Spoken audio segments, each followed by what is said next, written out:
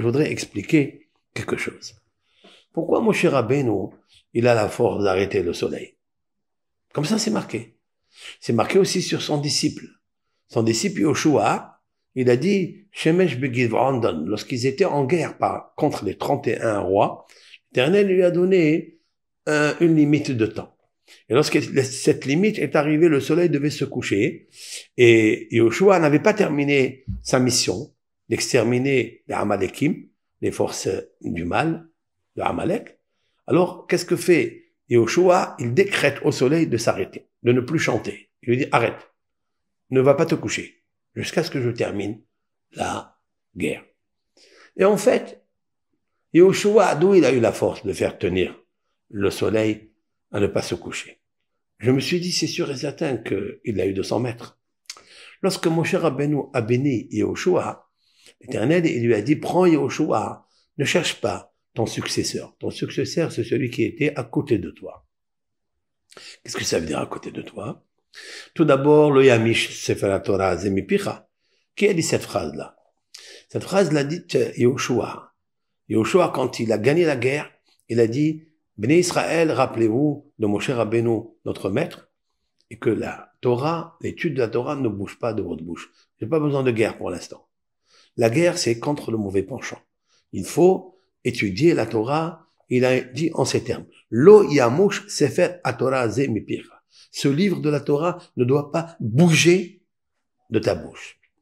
Alors, je me suis dit, comment ça se fait que cette phrase-là, que nous lisons d'ailleurs quand on se fait sortir de Sefer Torah, Lo yamush sefer Torah ze mipira, qu'il faut étudier toute la nuit.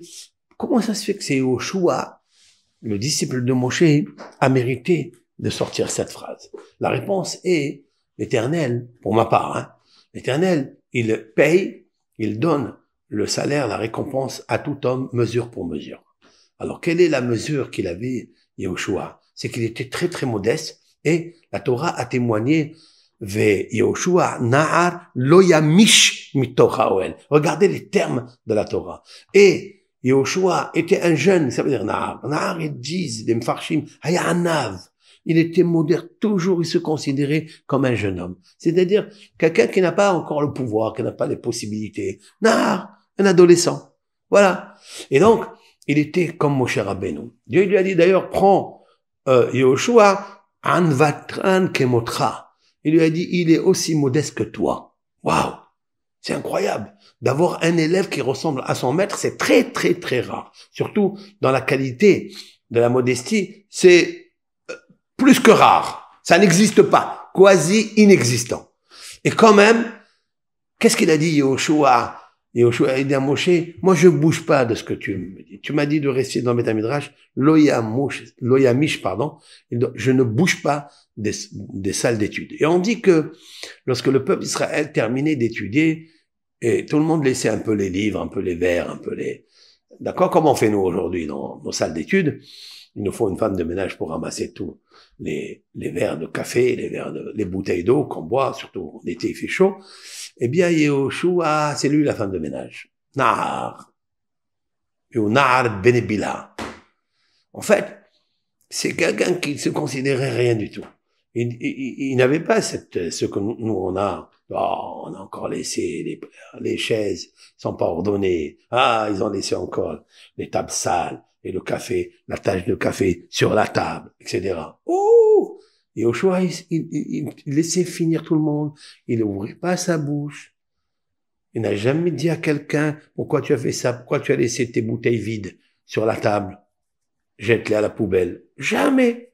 Il allait lui, il ramassait, il ramenait les tables à leur place, les chaises à leur place. Et quand ils arrivaient le lendemain, ils trouvaient tout propre. Qui est-ce qui a fait ça? Yehoshua. Mais lui, il disait rien du tout. Donc, il avait un bon renom. Et d'ailleurs, Rashi, à la Shalom, il a dit que pourquoi l'Éternel, dans le Pirkei Avot, c'est marqué que Moshe Rabbeinu, il a reçu la Torah hors Sinaï, la Torah orale, hein, je parle. Il l'a transmis à Yehoshua. Et pourquoi pas Pinhas? Il demande Rashi. Rashi demande pourquoi pas il l'a donné à Pinhas qui était très grand en Torah. Et Rashi dit, il avait un Shem Tov. Il avait un bon renom. Waouh! La Torah fait acquérir grâce au bon renan, il fait acquérir la transmission de la Torah. Celui qui a un bon renan. Mais pour avoir un bon renan, il faut faire des choses, il faut faire des actes. Quels sont les actes? Ben, les actes d'avoir arrangé les tables, les chaises, sans rien dire. Alors, tout le peuple d'Israël, les sages d'Israël, ils disaient, waouh, c'est ça, Kazer et Kadesh. Donc, ils sortaient pas, loyamish mitor à Ohel. Ils ne bougeaient pas de la tente. Ils ne bougeaient pas quand il étudiait, et il ne bougeait pas quand tout le monde s'est arrêté d'étudier. Il continuait à ranger les tables. Et alors il a mérité Lo yamush sefer haTorah zemipircha. C'est lui qui a sorti de sa bouche. Et la Torah ne doit pas bouger de ta bouche. Comme toi, tu n'as pas bougé de la tente d'étude de Moshe Rabbeinu. Maintenant, Moshe Rabbeinu, c'est un grand. Il a accepté. Il a mis ses deux mains alors que Dieu lui a dit, prends ta main et pose-la sur Yehoshua et nomme-le comme le successeur qui va te remplacer.